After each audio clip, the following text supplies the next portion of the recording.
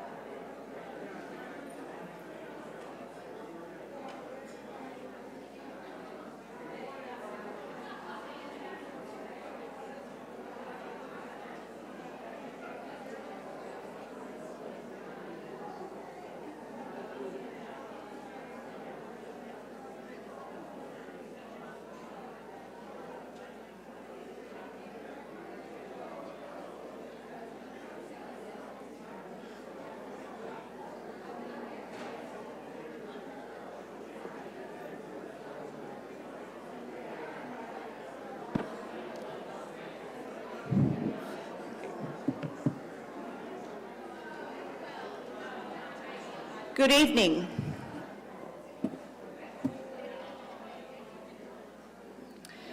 And welcome to St. John's Lutheran Church. I'm Allison Kavanaugh. I'm the current president of the Women of the ELCA here at St. John's. And thank you all for coming tonight. This is an amazing turnout. As the new series is titled, We Belong to Each Other. Please feel free to help yourself to coffee, and there's some candy and treats while you listen. At this time, I would like to take a moment to read our land acknowledgement.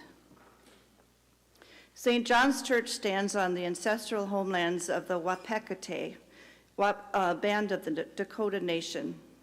We respect and are grateful for the generations of Native people who have cared for this land. A few announcements before we get started. Tonight's program is being recorded for our Courageous Conversations Library of Speakers, which you can find on the St. John's website. There are WELCA books at the registration table describing WELCA's work here at St. John's and the context for our committees and our special groups. Please take one if you're interested in joining in on some of the service projects and activities, field trips hosted by the women of this church. We have a free will offering basket at the door. WELCA maintains fiscal independence from St. John's Church. The funds help support our Courageous Conversations programming and many other outreach programs that the women of St. John's carry out worldwide. We will have a question and answer following the program. You're welcome to step up to the microphone with your questions, or if you'd rather, use the slips of paper that you'll find on your tables. Finally, I'd like to take this opportunity to recognize the members of our Justice and Education Committee, Joe Franklin, Don Tomerdahl, Michelle Kramer-Prevost, and Margie O'Laughlin, as well as the members of our Adult Ministry Board who are co-sponsoring tonight's speaker, Angela Denker. I will now invite Joe Franklin to tell us more about Courageous Conversations and more about Pastor Denker. Thank you for coming.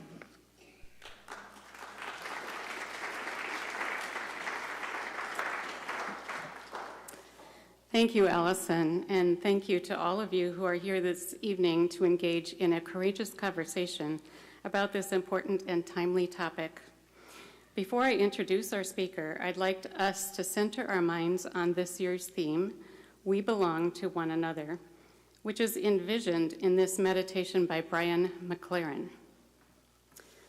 This is my dream, and perhaps it is your dream, and our dream together, that in this time of turbulence, when worlds are falling apart, all of us with willing hearts can come together with one another, poor and rich, whatever our race or gender, wherever we live, whatever our religion or education. I dream that some of us, maybe even enough of us, will come together, not only in a circle of shared humanity, but in a sphere as big as the whole earth, to rediscover ourselves as Earth's multicolored, multicultured children, members of Team Earth. So now it's my pleasure to introduce our speaker tonight, the Reverend Angela Denker, who will share her wisdom in part 2 of our 2-part pre-election series titled Faith in Democracy. The question mark here is intentional. As people of faith, in a time of unprecedented division in our country, we wondered, what is our role in our democracy? Do we still have faith in our democracy? Should faith have a place in our politics? In reading the reviews of Pastor Denker's award-winning book, Red State Christians, which is at the back, that you can purchase tonight if you wish, we knew that we needed to hear more from her. One reviewer in the book states, using both her journalistic and pastoral skills, Denker crisscrossed the U.S. to learn the stories that have the potential to heal our nation if we are willing to listen. Another states, with the neutrality of a reporter, the curiosity of an investigator, the grace of a pastor, and the grit of an athlete, Denker seamlessly combines human experience, theological insight, and political analysis. Pastor Angela's work, especially her research on politics and Christian nationalism, has garnered the attention of national publications and networks, including The Washington Post, CNN, BBC, NPR, and more. Reverend Denker is an ELCA pastor currently serving Lake Nokomis Lutheran Church in Minneapolis as pastor of visitation and public theology. She is also currently a columnist for the Minneapolis Star-Tribune and is a sought-after speaker on Christian nationalism and its cultural and theological roots. She lives with her husband, Ben, and two sons in Minneapolis. So without further ado, join me in giving a warm welcome to the Reverend Angela Denker.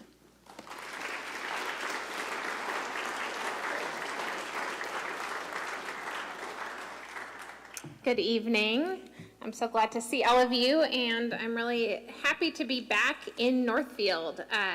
I got the privilege of doing 2 events in Northfield. So I was at St. Olaf just a couple of weeks ago, being interviewed there by a philosophy professor and talking about the nature of truth in religion and politics and philosophy.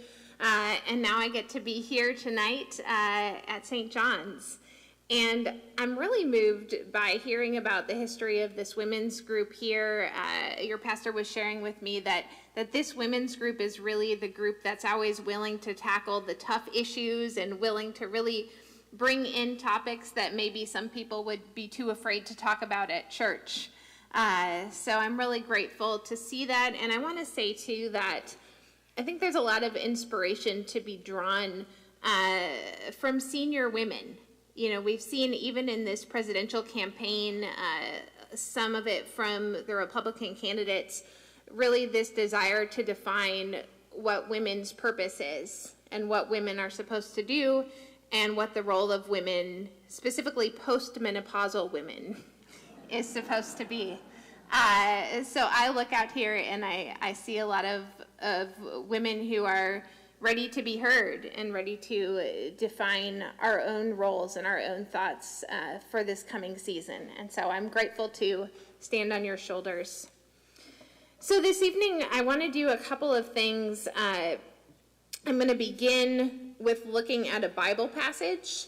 And this Bible passage is one that I want you to really be able to take with you and kind of have in your back pocket when you're having conversations about Christian nationalism. And I think it's really important to begin doing this by framing it through a Bible passage, because one of the critiques I often hear of those of us Christians who want to speak against Christian nationalism is they'll say, well, Christian nationalism is Bible-based, or I go to a Bible-based church.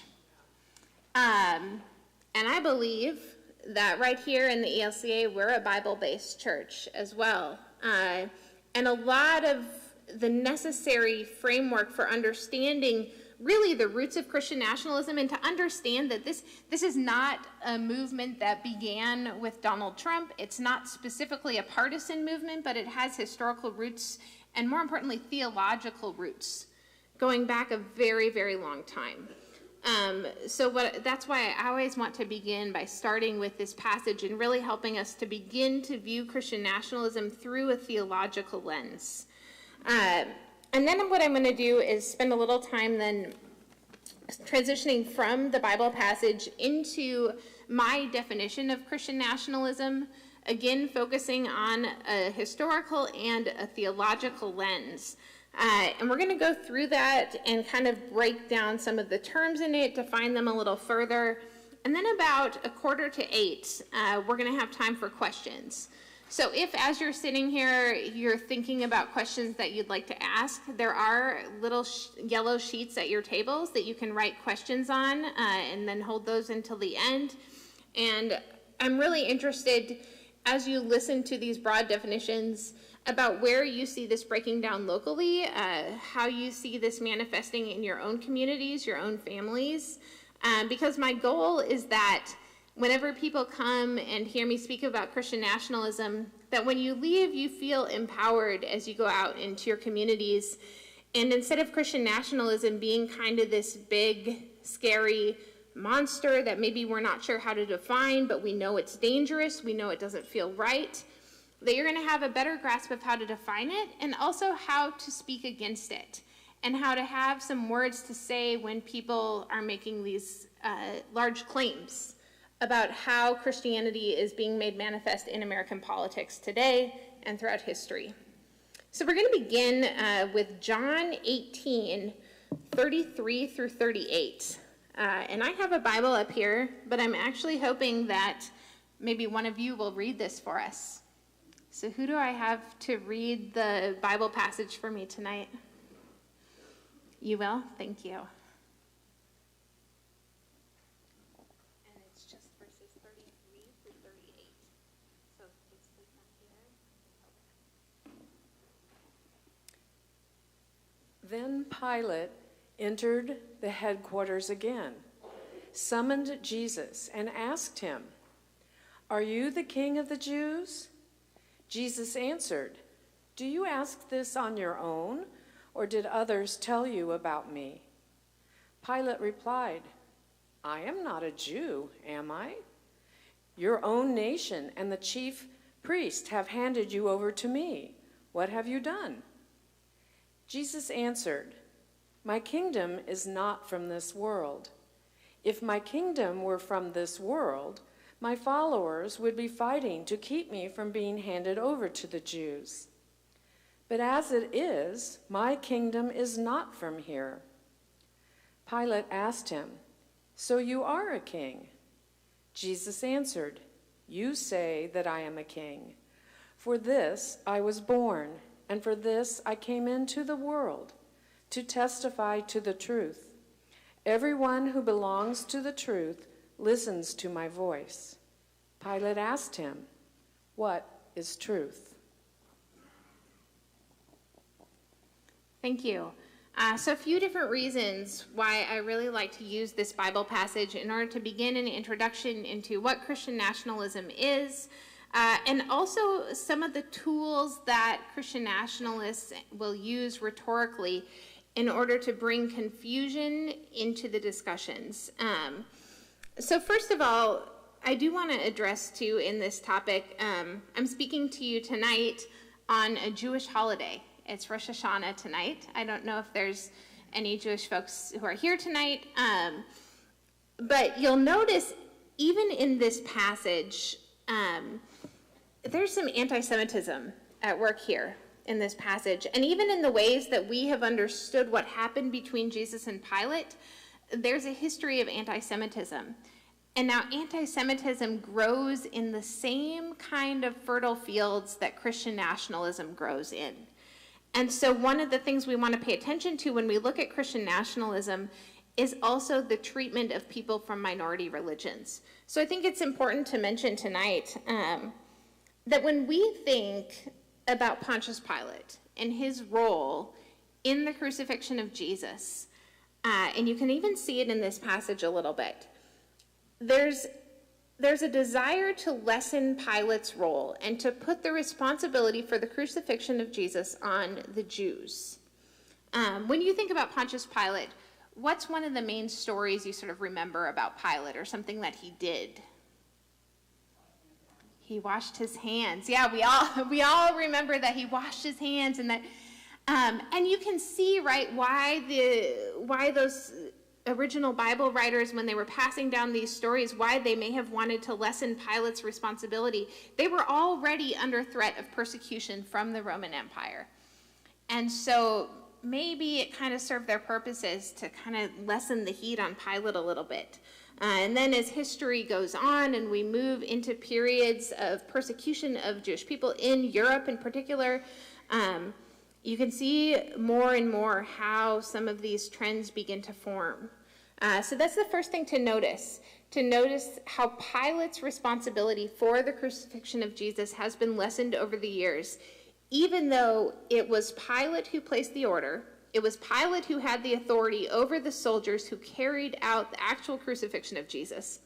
And also pay attention to, too, that Jesus was a victim of capital punishment, and that those who allied to organize the crucifixion of Jesus, it was a moment in which the political leaders of the Roman Empire at the time in the Holy Land and the religious hierarchy, they had previously been opposed, but in order to crucify Jesus, they came together.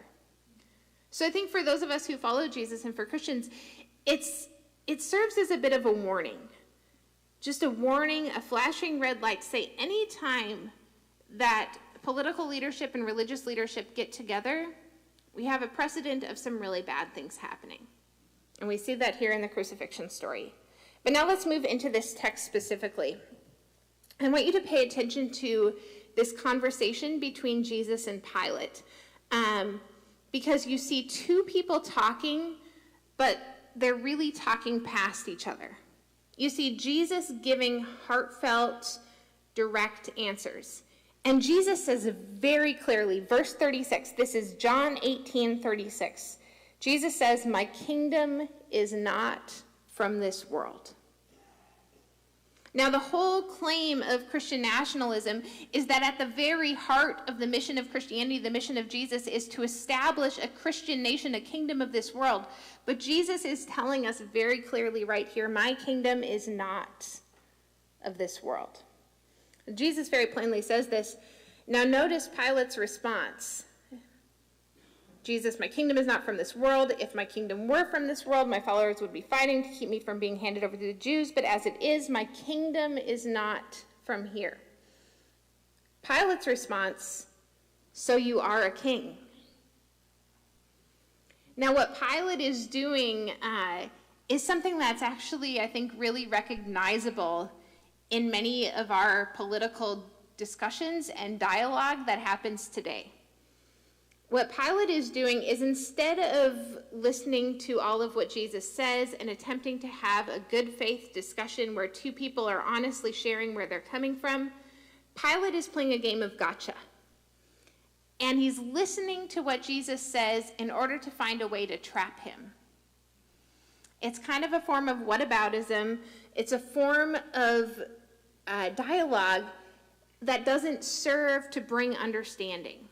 It's instead a form of dialogue that's intended to confuse and to mislead and to bring a discussion to an end that doesn't bring any greater understanding. So it says, so you are a king. Well, then Jesus again gives a good faith answer. He says, you say that I am a king, but for this I was born, and for this I came into the world, to testify to the truth. Everyone who belongs to the truth listens to my voice. So again, Jesus is refusing to be swayed from this straight path that he's been on. My kingdom is not of this world.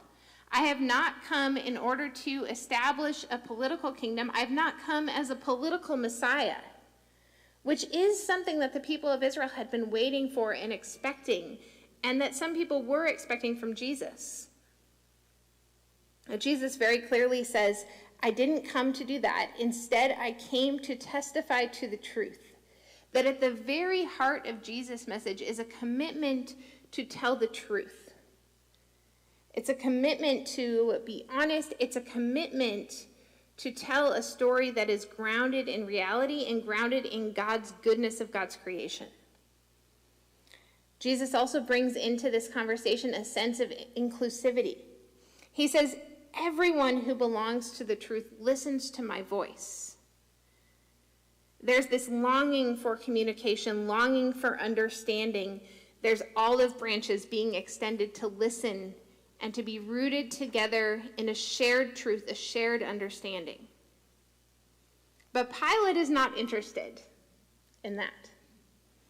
And often as I look back and I read over this passage and this conversation between Jesus and Pilate, I'm reminded sometimes of political conversations that I've seen on Facebook. And I'll see often someone just kind of pouring their heart out and really trying to explain, and they'll have statistics and data, and they'll have all kinds of background for why they think something is wrong. And the other person will just keep trying to poke holes in the argument. Maybe you've been in a conversation like this. And you notice this person is really not listening to anything that I have to say, because they're playing by different ground rules than you are. And some of the ground rules of Christian nationalism, as we'll see, and some of the ground rules of this theological framework are that it's not about building understanding. It's not about the truth. It's about power and winning. So again, as Jesus very clearly says, everyone who belongs to the truth listens to my voice. Pilate's response, verse 38, what is truth? Now, I remember the first time that I read this passage, I thought, wow, Pilate, he's really this profound guy. He really just he's washing his hands. He's worried about this dream that his wife has had. He really wants to understand, well, what is truth? But now, after years of study of Christian nationalism and seeing the ways that Christian nationalism warps our words and turns them upside down, it's really clear what Pilate's trying to do here. Pilate doesn't want to have a philosophical conversation with Jesus about what truth is. Instead, what Pilate is trying to do is undermine the sense that there's any way to know what truth is. Jesus has just very clearly said, everyone who belongs to the truth listens to my voice. Just a few chapters earlier, Jesus has said, I am the way, the truth, and the life. And we know that truth is rooted in the story of a good and loving God who created out of love, who created each person to be endowed with a sense of dignity and love. So when Pilate says, what is truth? It's that same sort of messaging that attempts to bring confusion, distrust between one another, because if we don't know what truth is and we can't believe that truth exists, how can we trust each other? How can we trust the mainstream media? How can we know something's not fake news? It all begins with this chipping away of a sense that there's any absolute truth. And now what we know too as people of faith is that the undermining of any sense of absolute truth, it doesn't only help people achieve their political ends, but it also ends up undermining the very root of our faith. And so this is dangerous not just in a political or a partisan sense. It's also dangerous in the ways in which it attempts to weaken the gospel story itself. Now, the ELCA's Conference of Bishops just kind of waded into these waters a little bit this week. And I've done a few of these presentations with some of the bishops, and so I'm hoping that they're thinking about Christian nationalism when they wrote this statement. But they recently wrote a statement released from the ELCA Conference of Bishops about the need to protect the truth. And it's a lengthy statement about how important it is to guard against lies and mistruths that are rampant in society. I think we saw a pretty powerful example of that this week in the vice presidential debate. If anyone's been following the story of J.D. Vance, when I first wrote Red State Christians, the idea had been conceived by the publisher just a few months after the release of Hillbilly Elegy, which was J.D. Vance's book. And at the time, J.D. Vance was anti-Trump, but he was wanting to write a book sort of allegedly to help people understand the roots of people in the Rust Belt in Appalachia who had been economically disadvantaged and how that had led them into Trumpism. And so initially the publisher had thought, well, we want you to write this book that's like the Christian version of Hillbilly Elegy. So J.D. Vance and I have been attached for a while, not really. But what you saw in the vice presidential debate, if you've been following the trajectory of J.D. Vance at all, is we first saw who J.D. Vance was with the Hillbilly Elegy book. And then as he decided he's going to run for Senate in Ohio, he kind of put on a new costume, so to speak, and became really far to the right in all of his positions in order to really gain favor and gain the attention of Donald Trump, and also to gain support from venture capitalists and supporters in Silicon Valley. So he came out with these very far right positions.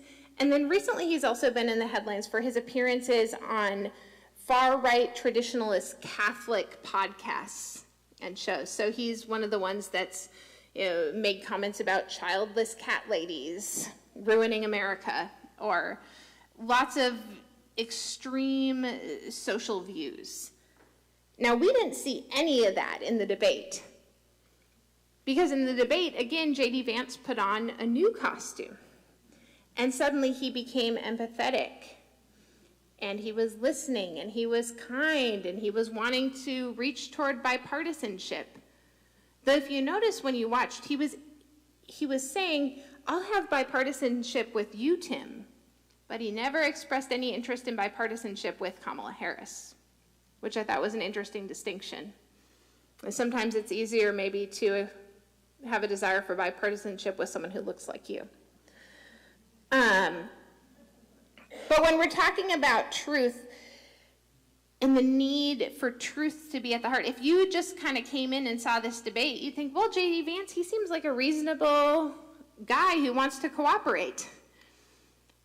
And divorced from all his previous comments on his desire for a national abortion ban or his desires for extreme far-right positions like household voting, which means that married women would no longer have the right to vote. If you didn't know anything about those positions, then you could believe that he was this other person until the very, very end of the debate when he was asked about the results of the 2020 election. And at that point, he had to take off this new costume of bipartisan JD and go back to appealing to win the favor of Donald Trump by saying, no, I'm not going to talk about who won the 2020 election. I'm looking towards the future. We know there were problems in 2020. Again, you see this same thread. The reason I'm spending a few minutes on this tonight is there's a common thread of looking to mislead, of looking to make the truth seem muddy and impossible to grasp. Christian nationalism, some studies have recently come out that have showed that Christian nationalism is very closely tied to authoritarianism. That those who are drawn to a belief in Christian nationalism are also very drawn to authoritarianism. And so the two historically, and we'll go into historically how they've been linked in the past, but the two are linked very closely as well because there's this great tool of authoritarians, which is to break down the sense of trust between ordinary people. If you can't trust your neighbors, if you can't trust your family, your church, if you can't trust the news, the world can be a really scary place, right? It feels uncertain. And what do you need in a world that seems uncertain or scary, but a strong leader who's going to be someone you can follow and trust? And we could see this even in the beginning of Trump's campaigning all the way back in 2016, when he would say things that were true and then twist them upside down to make it seem like he was the only one that could be trusted. So he would say, well, all politicians are corrupt. Everybody gives money, everybody cheats on their taxes, but I can fix it because I know how to do all of those things because I've done them before. And so you see again and again that there's this real reliance on making sure that people can't trust one another, and even if they need to, that they can't trust their churches, they can't trust God. And we saw this again with J.D. Vance, that when it came down to it, if he was forced to choose between aligning with the vote totals that have been calculated in all 50 states and the lawsuits that had been tried and failed, he, instead of going with what people had seen with their own eyes in 2020, he had to ally with the truth according to Trump. And so it becomes, in a Christian nationalist authoritarian worldview, it becomes impossible to both be allied with the truth and be a faithful soldier of Christian nationalism. Ultimately, you have to choose. And I think we see that too sometimes with loved ones and people we know who've gotten really deep into Christian nationalism or into Trumpism. There comes a point when you're in a discussion where you see they have to make a choice between what they've seen to be true and aligning with what they're being told by their leadership. And we've seen again and again choices, especially by politicians in the Republican Party, to go back on what they've said about the truth and to ally with whatever Trump is telling them is the truth. So let's get in a little bit to this definition. I do have up here too, I'm going to maybe start sending these around. These are sign-up sheets for my newsletter, and I mention this now because I'm going to give you a lengthy definition. And then if you sign up on here, or if you go to this website and you click on any of the News with Nuance posts, you're going to see this definition in total. So if you don't get it all tonight, you can get it on there easily too. Christian nationalism is a version of the idolatrous theology of glory, which replaces the genuine worship of God with worship of a particular vision of America. So let's just stop here for a minute. There's a lot more to go, but let's stop here and break down some of those words. It's important to understand that a part of Christian nationalism is idolatry. That this is not merely just another political theory or an idea that people follow, but it goes much deeper than that, to become an idolatry. That for Christian nationalism to be embraced and to be really revered and followed, it has to replace God. So the version of Christian nationalism that we're seeing right now in the United States is that we're replacing the genuine worship of God. And now remember, the God who we worship and the Jesus who we worship really doesn't have anything in particular to do with America. But in Christian nationalist worldview, the genuine worship of God is replaced with worship of a particular vision of America. And that particular vision of America becomes the object of worship, the object that we must return to, and the goal to which all sorts of policies and arrangements must follow. Now, I call it the idolatrous theology of glory. I'm going to talk in a minute about the theology of the cross. But the theology of glory is a Lutheran idea. It's a theological concept that pits the theology of glory against the theology of the cross. The theology of glory basically says that the closer that you follow Jesus, the more riches you're going to have, the more powerful you're going to be, and the higher status you're going to have in the world. So if you think back to the time when Jesus is tempted by the devil, all the things that the devil promises him, riches, wealth, glory in the world, power, those are the same promises of the theology of glory. And there's another term that you hear a lot in American Christianity today that also refers to the theology of glory. It's made popular by somebody like Joel Osteen, Paula White. Anyone have an idea of what this might be? Yes, prosperity gospel, yes. So as part of my research for Red State Christians, and you'll see it in there, I went to a number of churches where people would get up in front of the church, usually standing on a stage, and they would say, you know, I gave a lot of money to church this week, and the next week I got a brand new car. And so what the theology of glory does is it turns religion into a transactional agreement that promises wealth and power for those who follow Jesus. But lest we think that this is like a 21st century, 20th century American invention, the theology of glory goes back way further than that. Theology of glory is the same type of theology that inspired the indulgences in the Catholic Church that Martin Luther fought against. The indulgences were, of course, the promise that if people gave money to the Catholic Church, then they could ensure a spot in heaven. So there's been this long history of theology of glory. That same Catholic Church of that same time was the recipient of much of the worldly power that comes to those who follow the theology of glory. So at that time, the Catholic Church was the largest landowner in Europe. And it was at that same time that soldiers from Europe were going down to the Holy Land with weapons, with violent warfare to try and overthrow anyone who was living there at the time. So we see in the Crusades this sense of theology of glory, and the same theology of glory. It's this desire to say that because we're following Jesus, that we deserve wealth and power and control over others. And so this is a common thread that has made itself really well known throughout Christian history.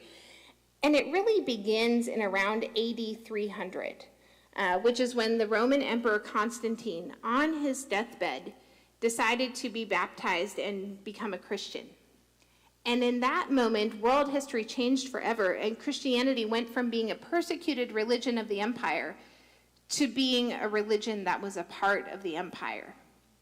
And ever since then, Christianity has wrestled with this sense of what does it mean to be a religion that is tied up with worldly power, and we certainly see that in America as well. And mainline denominations, Presbyterians, Episcopalians, have been very entrenched into the halls of power you see in Washington, D.C., throughout American history as well. So we see where some of this groundwork was laid for Christian nationalism to come in and really gain a strong foothold. So, Christian nationalism, a version of the idolatrous theology of glory, which replaces the genuine worship of God with worship of a particular vision of America, often rooted in a revisionist history of white people in the 1950s, before the civil rights movement or the women's movement or the gay rights movement. So let's pause here for a second, because again, I want you to notice the ways in which the ideology of Christian nationalism will take something that seems benign, or that seems like, oh, this is an okay thing, and they'll twist it. So much of the rhetoric around Christian nationalism, and even when you think about slogans, "Make America Great Again," it's looking back to a time in America that many people view as a nostalgic time. Does anyone know when was St. John's established? 1869. Wow, that's a very long time. So I wonder if at St. John's, like at many Lutheran churches, there is this sense of, and I've certainly heard it as a pastor, of looking back to the 1950s and saying, oh, that was a pretty good time for our church. The Sunday schools were filled. There were lots of people in worship. We didn't have any budget problems. We had, consistent pastors. There is this sense for a lot of Americans and a lot of Christians of looking back sort of wistfully to the 1950s as a time when church was a more central place in many people's lives. And that's not inherently a bad thing, right?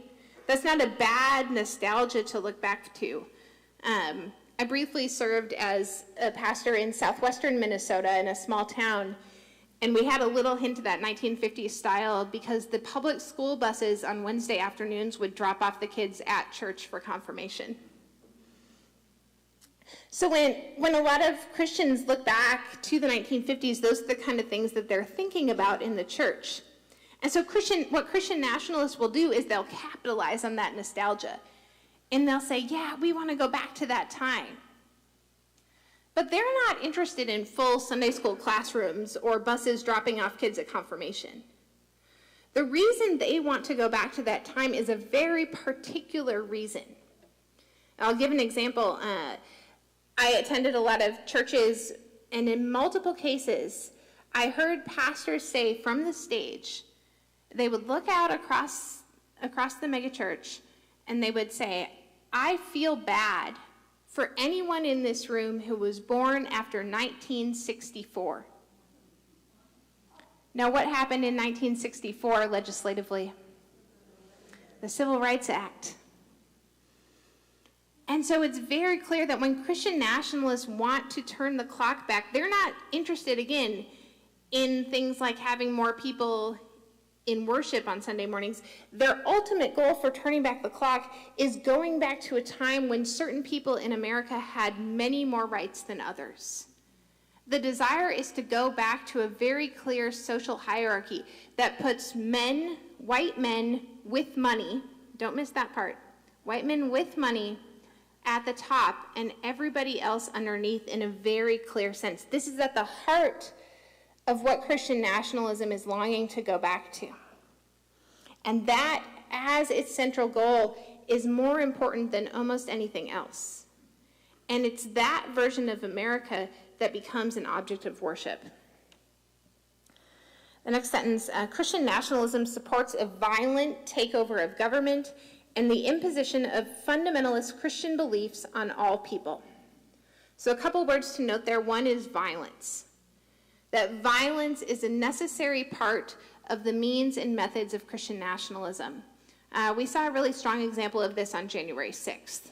With the attempt, the insurrection at the U.S. Capitol, people were carrying Christian symbols along the same time as some of them were carrying weapons.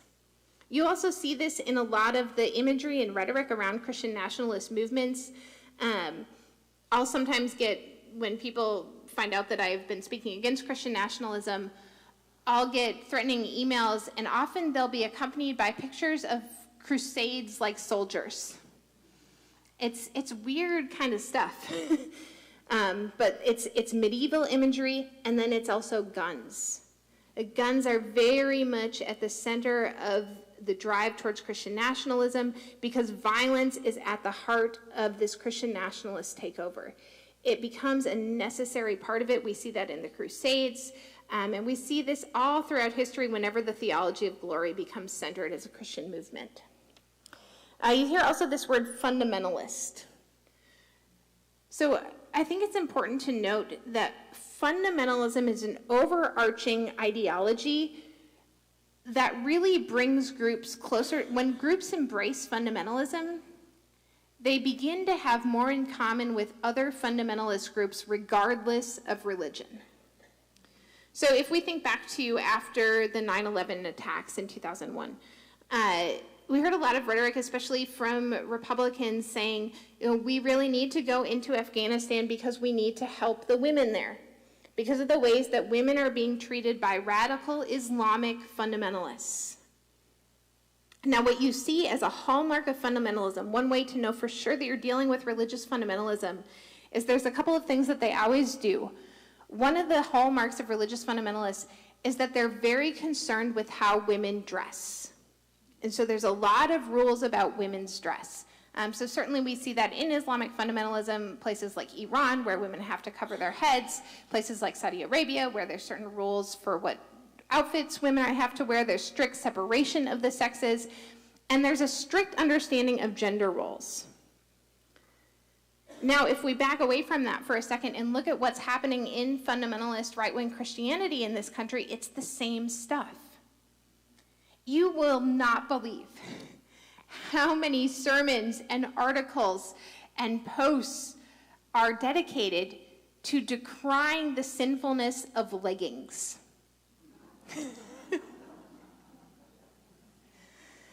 And there's just a huge amount of energy and attention paid to policing what women wear, and also this strict attention to gender roles.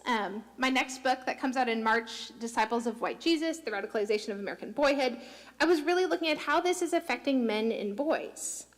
This strict interpretation of gender roles, not just for women, but also for men, and this expectation of what that gender role looks like for men and what it's doing to young boys who are growing up in this society, and how it's either driving them towards violence towards others or often violence toward themselves as well. So when we're talking about fundamentalism, it's really important to see again that these religious movements become defined much more by their fundamentalism than they do by their commitment to Jesus or Muhammad or whatever kind of doctrine they're following. The most important part becomes the fundamentalism. And you can see it specifically in these religious movements' treatment of gender. We certainly see this in the panic over transgender Americans too, from right-wing messaging, from Republican messaging. Let's see. Christian nationalism relies on a theological argument that equates American military sacrifice with Jesus' sacrifice on the cross. I'm going to try and wrap this up quick here. But I want to spend a couple minutes just talking about the military in particular. I come from a family with a lot of military veterans. My father-in-law served in Vietnam. My grandfather served in World War II. We have a large number of family members buried out at Fort Snelling. And so this part of what Christian nationalism does is really, really frustrating for me. Because what Christian nationalism does is it takes away the individual stories of service members. It takes away the dignity of individual veterans and active duty military service members, and instead it uses the military as a prop in order to prop up the greater story of the leader of the Christian nationalist group.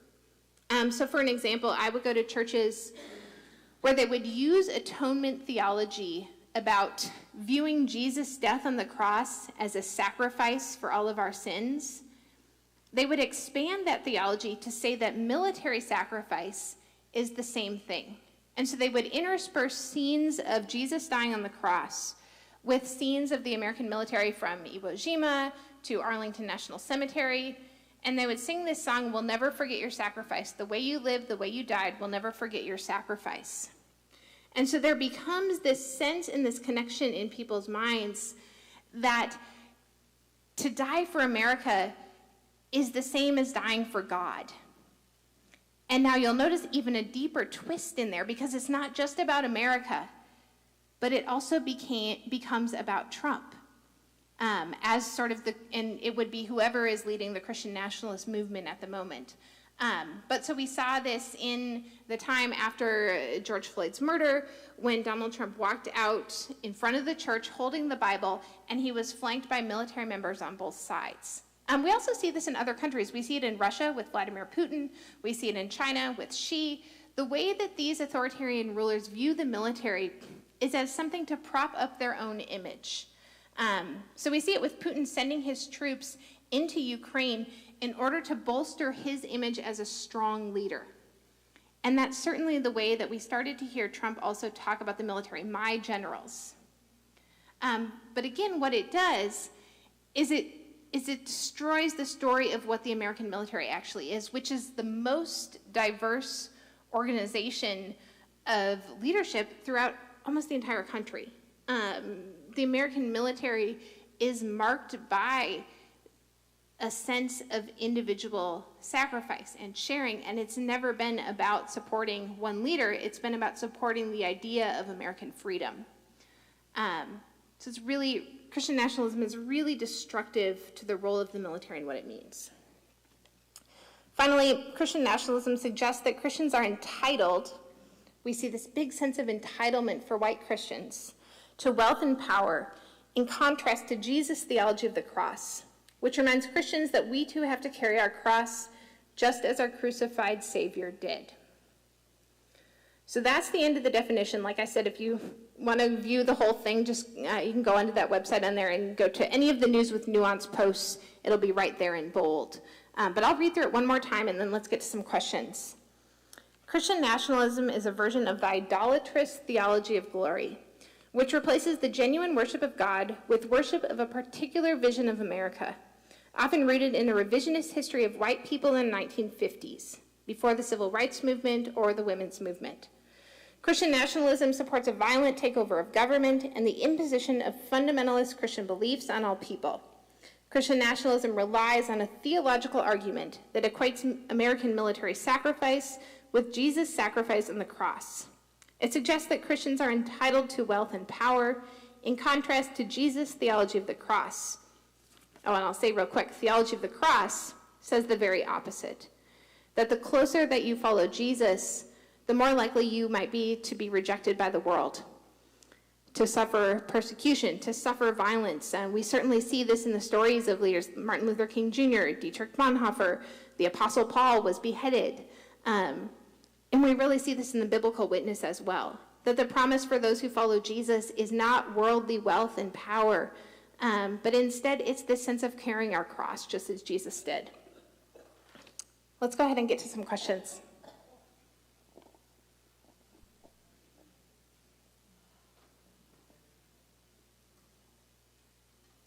So I think we have a mic right here, and then we have, if you have written questions, I think they'll go around to get those too.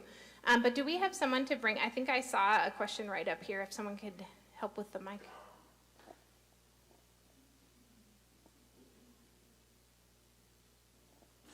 Oh. So if is this on? Okay. If you do have questions, just hold them up and someone will come around and pick them up. Also, if you want to ask here, you can do that. I do have a question. Sure. So, is it on? It's not very loud, I guess. Got to swallow it.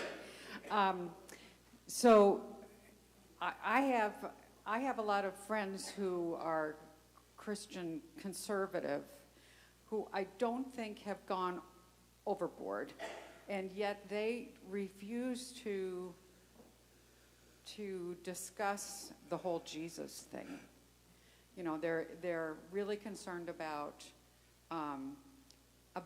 that Trump is okay, and he did okay, and we're scared to death of Kamala.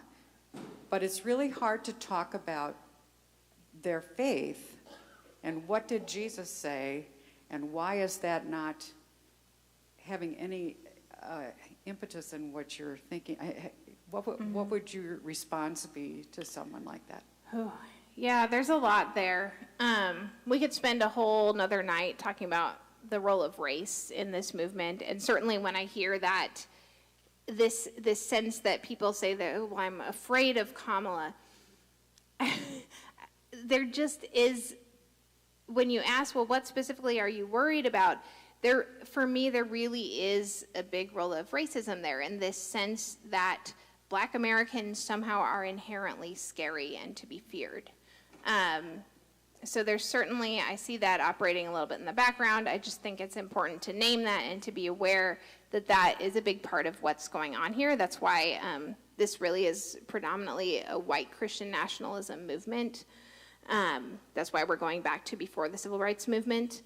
But I'll also say too, I think that it's interesting and it's important when we say that this is Christian nationalism.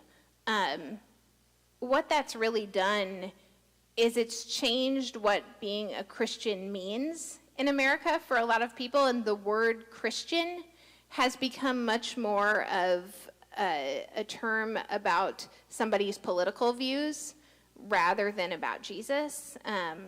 So I think it's important to keep kind of pushing on that question of, and if people ultimately say, I was having a discussion with a former church member of mine in Southern California, and he just kind of likes to go back and forth on politics.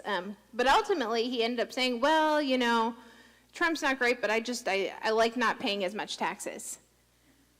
I think that's at the bottom for a lot of people, but I think that then you don't get to claim that then you're a Christian conservative, because you're ultimately voting about money. And so if that's your choice, that's fine, but then we can't at the same time assume that Republicans are the party for Christians if the reason to vote for Republicans is about taxes. Others? Thank you. Yeah. I have a question here. If white men with money at the top is the goal, why are so many white men without money a part of it?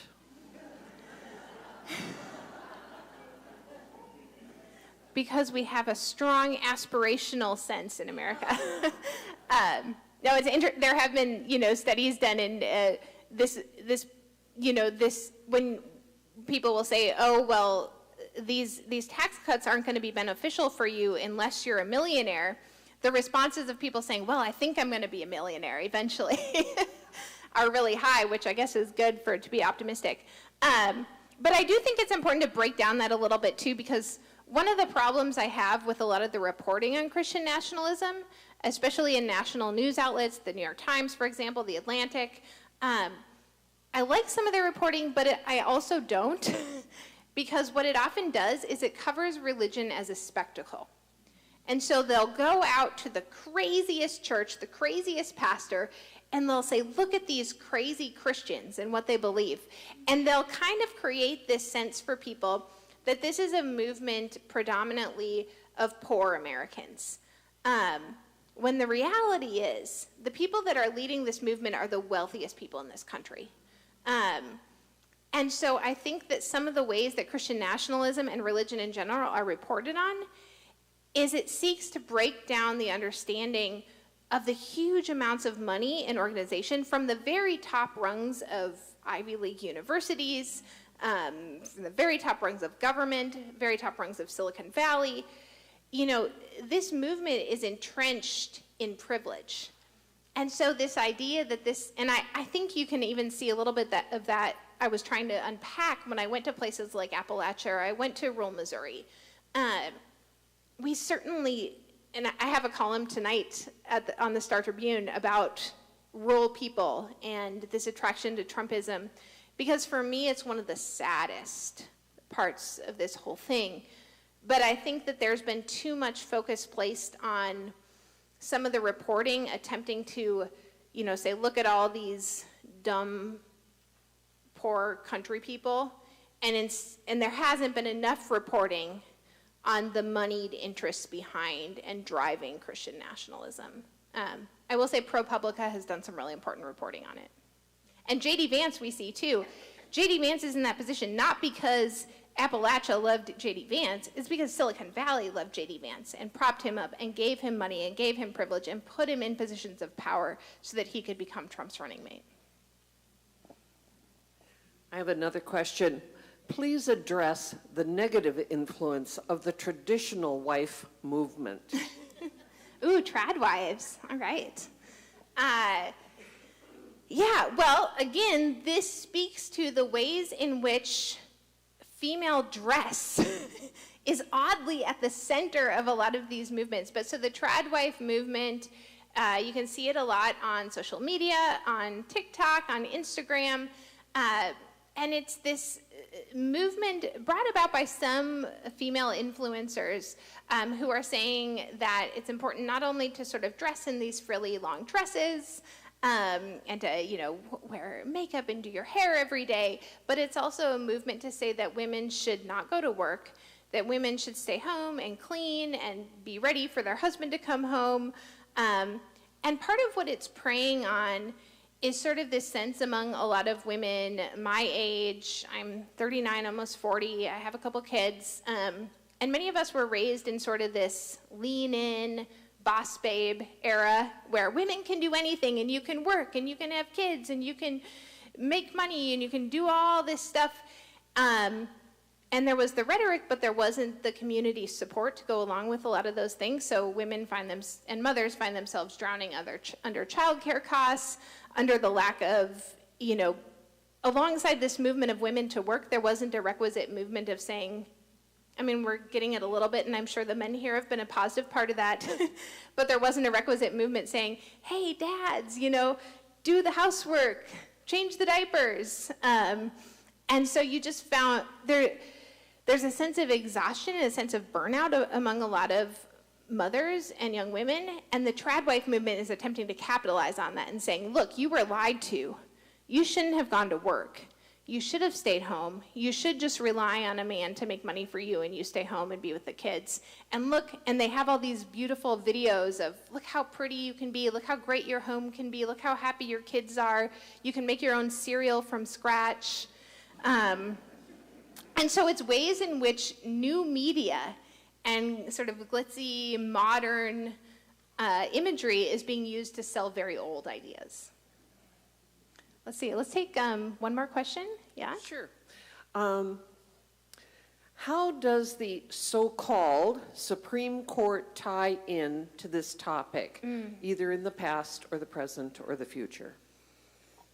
Well, we have a block on the Supreme Court now that is closely tied to the Heritage Foundation. Kevin Roberts, the leader of the Heritage Foundation, was also the lead writer of Project 2025. And you'll see in Red State Christians, I talked with a political organizer at a megachurch in the Dallas area, and he was telling me all about how at this United in Purpose movement in Dallas, that they were all behind Ted Cruz. All the Texas Christian conservatives were behind Ted Cruz. And then they got an agreement from the Trump campaign that the Trump campaign was going to go along with the Heritage Foundation's list of Supreme Court justices. And at that moment, this is what this guy told me, they all decided to switch their allegiance to Trump in Texas.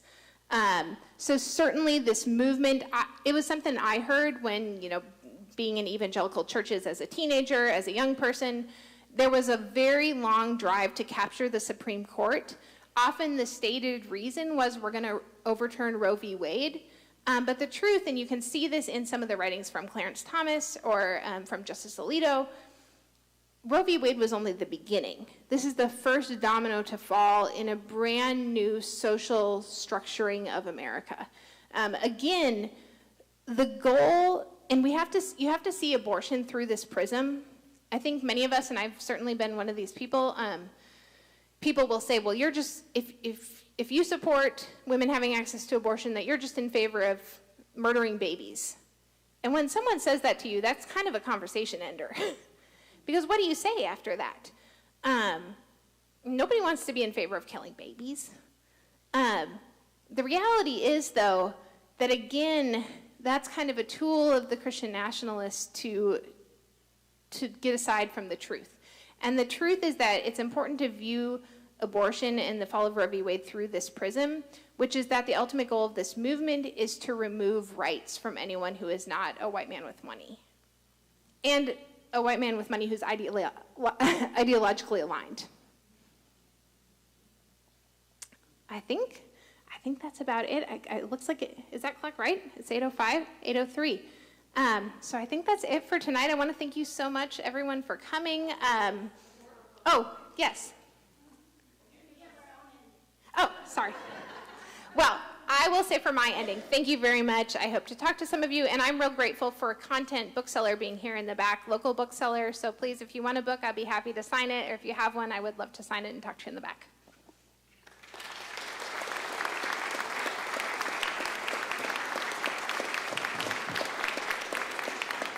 Thank you so much, Angela, for being with us tonight. We just really appreciate all that you had to say, and thank you for making another trip to Northfield. We hope you'll come back again. I just wanted to call your attention to a handout that was at the back table. Coming up on Monday, October 7th, the Northfielders for Justice in Palestine and Israel is holding a silent vigil at Ames Park from 4 to 5 p.m. And that's to remember all of the suffering that's occurred in the past year. So there's also another event coming up, place to be decided on Saturday, October 26th. So if you're interested in supporting that, there's also an email address at the bottom of the handout that you can email to get regular updates from the Northfield for Justice in Palestine and Israel. And then I just wanted to give a plug for next month. Our speaker, if you look on the back of your program, is going to be Heidi Goldberg. She is a retired printmaker from Concordia College in Moorhead, Minnesota. She lives in rural Walcott, North Dakota, and she has recently begun using her printmaking, like her extra paper, as weavings. And we hope that we will have some of her work hung here within the next couple of weeks. They are massive, probably 5 to 6 feet wide by 10 to 13 feet long. And she takes the leftover paper that she's accumulated over a career of being a printmaker that her students have done. She cuts it into little strips, and then it's like she paints with it in her weavings. And so her title is The Interconnectedness of Everything. She's a brave person. She's coming here on November 7th, 2 days after the election. She will be prepared to bring an inspiring message, no matter what the results of the election is, if we even know at that time. But her work is thoughtful, and it's about the environment and creation and people of all different kinds. Really, it is about the interconnectedness of everything. So I encourage you to come back in November and listen to Heidi, and whenever we get the artwork up, to just come and look at it and take a close look at it. It's just really inspiring. So thank you again so much for coming this evening. And if you want to bring your dishes over here, please do not throw the napkins away. They have been made by Margie, who is helping us be more environmentally conscious. So thank you, Margie, for those. So anyway, thanks again, and have a good rest of your evening.